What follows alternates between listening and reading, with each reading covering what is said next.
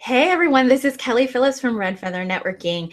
And Michelle and I just wanted to record this quick little video to talk to you a bit about networking at ATD ICE 2015. Because I gotta tell you, I didn't realize this until the very first one that I attended, but being in a building with 10,000 other people is really kind of intimidating. It really is. Hi, everybody. Kelly, I remember in 2011, you and I were both traveling to the conference solo. And oh my gosh, as I was reading the literature and I was seeing that number, over 8,000, over 9,000, over 10,000, I'm thinking, oh my goodness. So my natural defense is to always go in the morning, do what I'm going to do, hear the session speakers, do the expo hall, and hightail it back to my hotel where I just kind of chill by myself and get room service and watch TV. That's my standard, and that was my plan that year as well. It didn't quite work out that way, though. It didn't work out that way. Best laid plans did not work out that way. It was great. Honestly, I used to play a lot of online poker back in the day, and that was my go-to thing. And at the end of that conference, that almost got in the way of me hanging out with my new friends. Like, I really didn't spend as much time in the whole conference in my room as I had at other conferences in one night. So it was just really nice to network with people and meet with people. And it's not like I went there saying I'm going to meet X amount of people. Everything just happened so organically, which I think was the key for me. In other conferences, I had been invited, hey, would you like to join our group for dinner and this and that? And you do. Sometimes you feel obligated. Sometimes you sit there and try to come up with an excuse not to go. But this all happened so organically that made the difference for me. So I remember.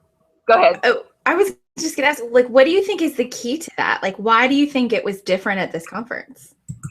I don't know if I was just more relaxed, and it's not that I'm an extrovert, as you know, that's almost like a joke. Like, I call myself a social introvert because I'm not out there like an extrovert, but when I am in social situations, I will strike up a conversation or, whatever. A lot of it happened for me online beforehand. So I had made connections online, as we all did. And that was really nice. But sometimes I didn't plan on meeting the people when I did. Like, I'll never forget meeting Dennis going into an elevator, and I met Sam coming out of an elevator. So I don't, the key is I think I met Robin in front of the bookstore and Marco in front of the International Village. So to me, the key is to take those organic opportunities.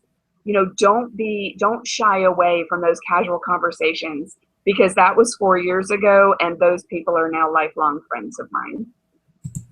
Yeah, I think so too. And I know when I'm in a big crowd and I'm by myself and I'm not quite sure what to do, like if I'm waiting for a session or I just kind of have a minute, I'll tend to pull out the phone and go with my head down. And when you do that, you totally cut off any possibility to meet other people. And I think it's kind of sad because you're in a building, like I said, with 10,000 other people. There are other people in the training profession from all over the world, and you have a chance to meet them face to face. Like, you may never see them again if you don't take this opportunity to get to know these people. It's the opportunity of a lifetime. And so being open to those opportunities, it really is key, like you said. And the other thing is, just keep in mind that everybody's in training. Don't specify, oh, they're training in academia, or they're like, I was one of the few in our group that was training in academia. Everybody else was training in corporate, in all different realms. So don't think, oh, I don't have anything in common with that person. They train, in this particular area, because, oh my gosh, over the last couple of years, we have all collaborated on things that you would have never imagined, that we could help each other with, but we do.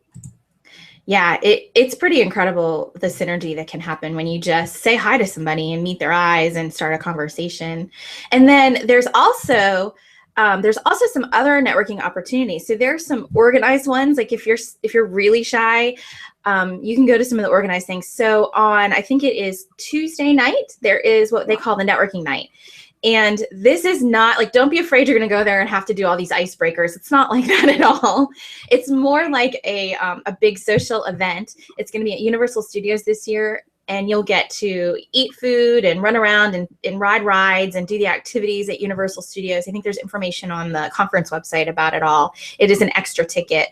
So if you like those kind of big social events, then you can go to that. Now, I love the networking night. I go almost every year. So I am definitely going to be there for this one. But Michelle, you are opposite. You are going to be doing something else on Tuesday night. I am. And part of the reason is not that I don't enjoy networking night, but having lived in Florida for 20 something years, Universal to me is kind of like going to the grocery store. So I choose to let you go and do that part. And I generally spend networking night just hanging out. I try to do a casual get together with some people that, you know, aren't going for whatever reason. Maybe your employer is not going to pony up for the extra ticket or whatever. So I tend to stay back. In Orlando, it's on International Drive, so there's tons of restaurants and stuff there. So I tend to stay back and try to have a casual gathering. And I know in years past, when the official networking night's over, your kind of group that you've hung out with has joined my group who's already been hanging out, and then we kind of end the night together as a big group and share what you did and what we did, and I love that part. Yeah, I do too. So on Tuesday night, if you want, find me at the networking night, or you can find Michelle. And there are, on our website, redfeathernetworking.com, is a schedule, because not only could you hang out with Michelle on Tuesday night, but Michelle and I decided we're going to do something a little bit different this year. In past years, we've always had like one big tweet up night where we host kind of a tweet up party at a local restaurant.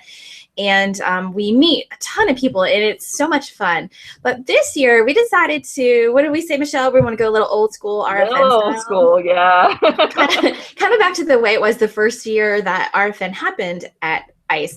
And so if you go to redfeathernetworking.com and you click on the link in the top menu for ASTD ICE 2015, you'll get to our page. And basically what we've done is Michelle and I have chosen a place where we're going to hang out every night from 6 to 9. And so you can find out where we're going to be and just come hang out with us. There's no reservation or anything like that. You know, we'll probably be hanging out at the bar for a while, starting at 6 o'clock. We may move to a table and have dinner. I mean, the whole nature of an old school tweet up is you just kind of show up and hang out and see who you'll meet. So you can also follow us on Twitter. I think it's Red Feather NTWK is our Twitter handle. But I will warn you, the Twitter feed at the conference goes super fast. So we're going to be tagging everything with the hashtag. And Michelle, help me if I get this wrong, but it's RFN style, right? Yes.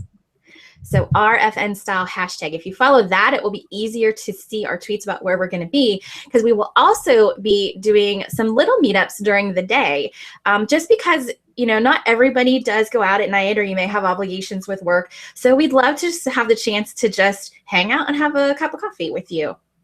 So you can find out all of our information on that on our website. Now, if you're looking for other more formal organized things, check your junk mail. Like, did you ever think that I would say that, Michelle? Check your junk mail.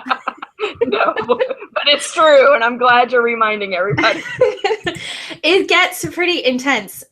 You may normally ignore junk mail or even throw it right in the trash, but leading up to the conference, make sure you check it, because there are hundreds of vendors at the expo, and they get to send you mail on what they're going to do.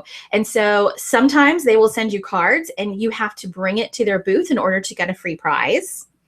There are lots of awesome giveaways, iPads, other contests like that you can do on the expo floor. So pay attention to that junk mail, and you may need to bring some of those with you to the actual conference. And one last thing, we can't forget the feather. So yes, if you run into Kelly or I, please stop us, say hello, introduce yourself, and get your own feather for your badge. And basically, I won't go into the whole long story, but by accepting the feather, you're basically saying that you're friendly, you're open to being approached by others. If you're sitting with a group of people and somebody's there alone and they see your feather, they're going to come up and say, can I please sit with you? And that feather is a symbol to them that you're kind of a safe haven. So please, if you see us, come and get your feather. If you're coming with a group or even coming alone, bring your feather with you. So as soon as you get your conference badge, slip it in there. I promise you, Kelly and I can spot a red feather from like 10 miles away, and we will not hesitate. This is what it's going to look like. If we see you and we've never met you before, and this is what we have, this is what you're going to get. Hi, how are you? I'm Michelle. Nice to meet you. What's your name? Where are you from? Because there are no strangers once we see this feather. We've already met you. So watch for the feather, approach us, say hi, and we really look forward to meeting everybody in Orlando. We're right at 3 weeks now, right? I think so. At the time we're filming this, yeah. Yay! So we can't wait. Yes, and if you want to network with us a little bit online, we do have a Facebook group. I will put the link to the Facebook group on our page on Red Feather Networking, so you can get to it through there. Come join the Facebook group, hang out with us. We've got, I don't know, almost 100 people in there right now. We'd love to have more here leading up to the conference. So it's a great way to get to know people. It is. It is. All right, guys. Everybody have a great 3 weeks. Check us out on social media, and we will see you all at the conference. Bye. Bye.